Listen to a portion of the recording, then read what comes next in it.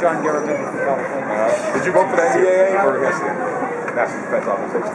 75 votes against. You voted against. Only member of the House Armed Services Committee against. I don't know if I should have done that, but Congressman Garamendi.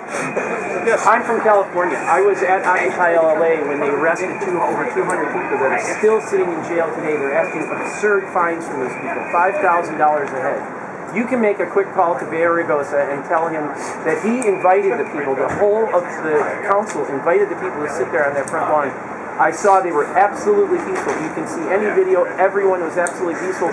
The police went in, they snuck up from behind, they cut all our materials, tents, everything. They were ruthless in how they handled it, yet he's claiming that it was the finest day in LAPD history. That's what he said. And yet, That's the Rodney King beating. there's 200 people that were speaking their mind for the 99% that stood on that lawn for 2 months, speaking their minds, doing what the Constitution says, and yet this mayor, who says he's a mayor of the people, he was in the Chicano moratorium, and he's turning around on the 99% telling them they can't do the same thing he wanted to do, and he was I assume he's taking a lot of heat from members. No, at this moment, he was on Charlie Rose last night, and he was treated like a hero. That was yesterday. Yeah, well, I'll see what I can do. thank you very much, Congressman. Appreciate it. Hi, what's your name? Dennis. Where are you from, Dennis? I'm from Virginia. I'm sorry. You're not from Alaska or California? No. If you see Don Young, can you tell him he's an asshole?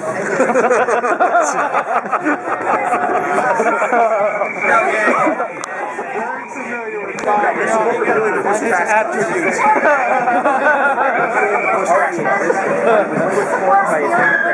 Jane Harmon, California. It's called the Homegrown Heroes Act. It's already here. It already exists. They can arrest you and I mean, Congressman. I mean, if you're really 99%, just be open up. Just be vocal, man. Like, not all politicians. There's a couple of good ones in there. I know there is. You ever watch C-SPAN? Who watches C-SPAN? I know. I'm homeless. I'm a homeless veteran. I don't have a TV. Can I get a picture of you with this? I don't think so.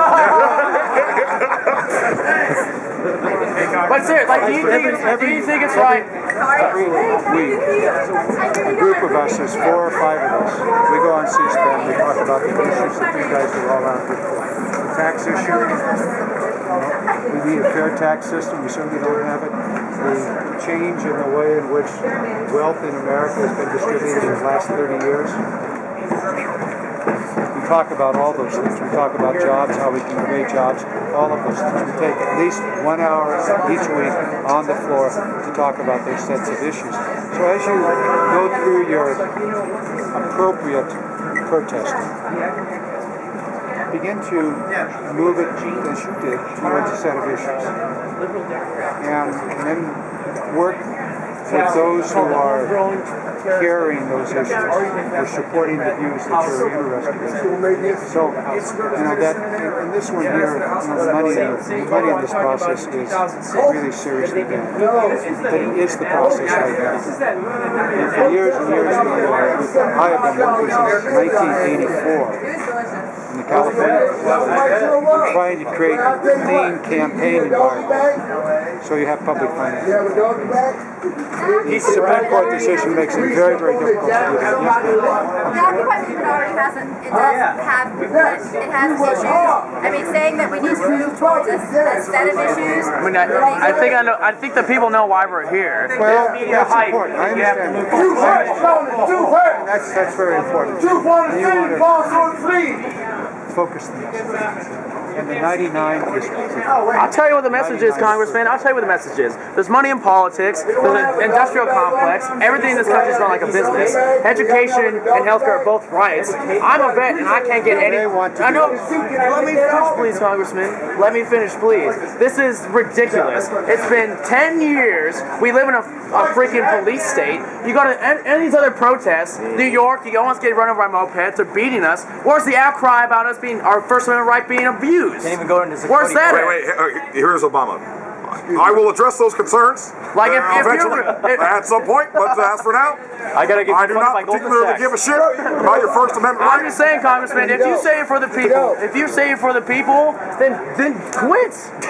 Get out of the system. Get out of the system. 99%. The system is corrupt. We need him there. Hi, I'm from California as well. My name is Brandy Cross, Hi, Brandy. We're in California. Los Angeles. So, what are What brings you back here? I'm at Hopkins getting my PhD actually at Johns Hopkins in biochemistry, cell and molecular. What field? Biochemistry, cell and molecular biology. It's an interdisciplinary. You are really deep into it. Right. So, what about in California, or what do you think about healthcare reform? Because we have a big pharmaceutical How company about a problem. single-payer universal healthcare system? Twinkles to socialized medicine. So what's your stance on capitalism, Congressman? So capitalism itself needs to be reformed to make that possible, because big pharma is going to try to monopolize that single-payer healthcare system. Here's the thing. I know Merck. Your buddy here doesn't want anybody in Congress to speak that way. I do, I'm one of the and few. I don't want you to. I'm one of the few. Congressman, why was single-payer healthcare not ever even spoken about? There were so many hearings in the Senate where Max Baucus said, no one can even bring this to the table. Nancy Pelosi said everything would be on the table. We would have the public option. Definitely have the public option. We never even got that. Why can't we fight for the things we really believe in? If you're a Democrat that you believe in that kind of stuff. Costs a lot to let people live. It does. I know. We never No, got it doesn't the cost enough to opportunity. use natural cures. I don't know why the single payer was not the first of the bills introduced. It should have been. And had it been, the debate would have started in a different location. I just don't. Now, I will just tell you this, so you know. In 1991, I became insurance commissioner in California, and I spent 18 months developing a single-payer universal healthcare system for the state of California. It went all the way to the governor who vetoed it. And if he had not vetoed it, California would have in place today a single-payer universal healthcare system. It was my program. I do know that. So, we've been at it a long, long time. And, your frustration with the system is something I have lived with for 34 years in this process. My life's work is to change what exists today. It's not right. Okay? So we've got to work out ahead of Well, us. one thing you can do is go to the 1-minute speeches or the 5-minute speeches, or take an hour on the House floor after idea. gavel out and say, I'm with the 99%. You must have been talking to somebody when I told my buddy here that that's exactly what I do every week. You actually Exactly say you this. support the Occupy movement in front of the House? I say this, I support the issues that you are here on the street for. I gotta I say that every you go into the 1-minute speech tomorrow and say, hey, I support the Occupy movement. I understand that we need to have a change in this country. They speak for the majority of the country. We do. We do in many I different never heard anyone use those words. So here's my question then. Why is there no outrage in Congress about the police beating protesters? UC Davis, UC Berkeley, NYPD, all these other cities where they're literally dousing kids with pepper spray. Where's your outrage there? I don't see anything. You're still going to fancy dinners that cost $5,000, $7,000. My friends are still in Afghanistan right now. There's no urgency. 3 of my nephews are there. Well, then where's the urgency? The UC Davis, I mean, those kids paid Follow for more school. closely. I understand. Follow more closely those of us in Congress that are fighting every day for the things you're on the street for the healthcare issues, for ending the war in Afghanistan and Iraq. Yes, but genocide. You keep trading off bills. Okay. No, but those are the things. There are numerous members of Congress that are doing all of these things. It's the issues of Wall Street and banking, all of those kinds of things. We're there every day working on these issues. Are we making progress? It's very difficult in the House of Representatives. Very, very difficult. The Republicans control it and are doing exactly the other direction. We understand that. But there's an election coming up. And in that election process, the frustration that you and I think Americans feel needs to manifest itself in the vote. Can I ask you one more question, sir? One more. Works for the 1%. One more question. The system is completely corrupt. Congressman, one more And it will question. always stay that way if you don't begin to exercise your privilege of voting. Congressman, they're already Democrats. A Democrat president are already talking about cutting away at Social Security, Medicare, all these things. How can we even think about supporting Democrat when they're talking already about cutting away at the very thing that's going to keep all our people alive? They're willing to trade that off for some political point. I understand what you're saying. And so for those of us that disagree with that policy, that's why we're here. We're here to disagree with that and to try to set a different course. The process of establishing these policies is driven by the elections. Elections have consequences. And I understand the frustration.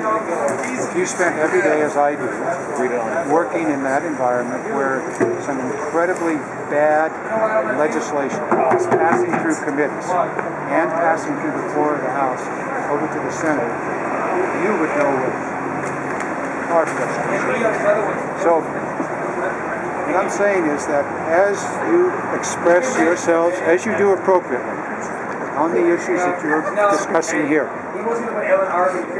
keep that energy and that which is driven by your frustration and circumstances, keep it with you, and then take it into the election process. And elections are about choices.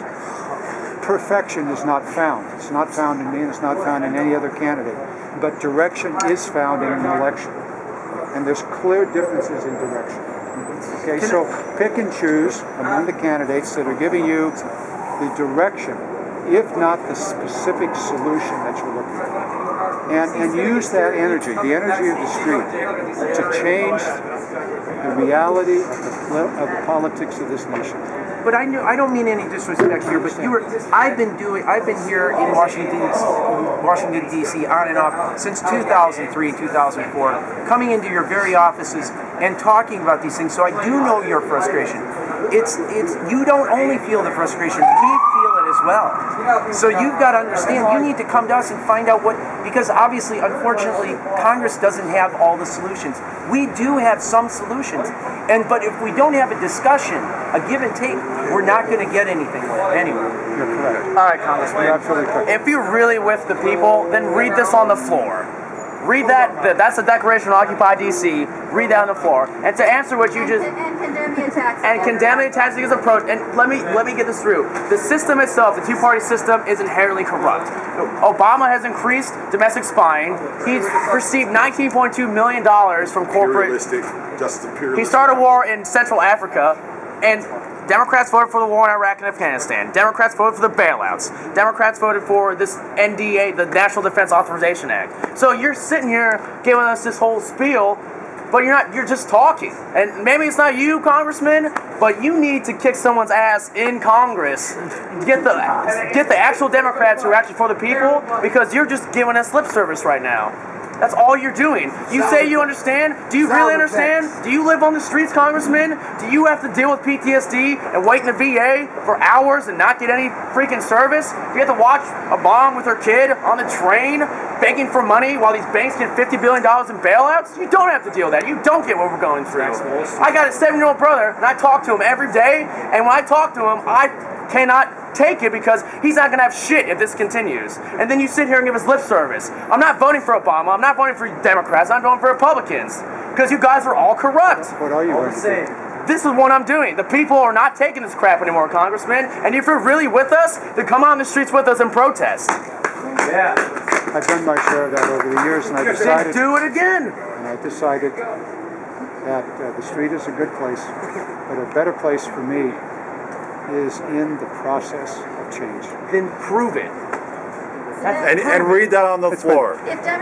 We need for you to read that on the floor. Have a good evening. One last thing, Congressman. Sure. Please make that call to Mayor Villaraigosa. It's very important. The City Council needs to stop this. There's people still in jail, and it's wrong. They invited them to that 80-year-old woman. place they're still in jail, and they're asking for $5,000 bail in the city of Los Angeles, which is suffering right now. Okay, so we got 3 points. Call Navy Garosa, read down the floor. What are the other ones? Legalize it. California, come on now.